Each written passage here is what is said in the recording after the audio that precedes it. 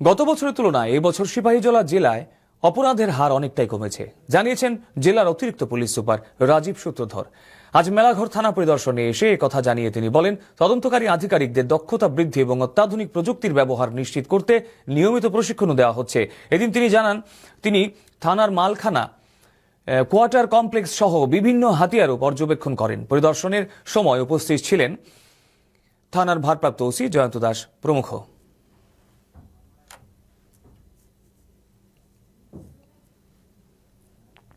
মূলত ইন্সপেকশন এখনও চলছে, যা যতটুকু আমরা দেখেছি যে মেলাঘর থানার আন্ডারে ওভারঅল ক্রাইম রেট রিডিউস ট্রেন্ডেই আছে। এখানে অফিসার এবং স্টাফরা এখানে ল অ্যান্ড অর্ডার মেনটেনের জন্য ভালো কাজ করছে। এখন পর্যন্ত আজকে পর্যন্ত থানার ল অ্যান্ড অর্ডার সিচুয়েশনও খুব পিসফুল আছে।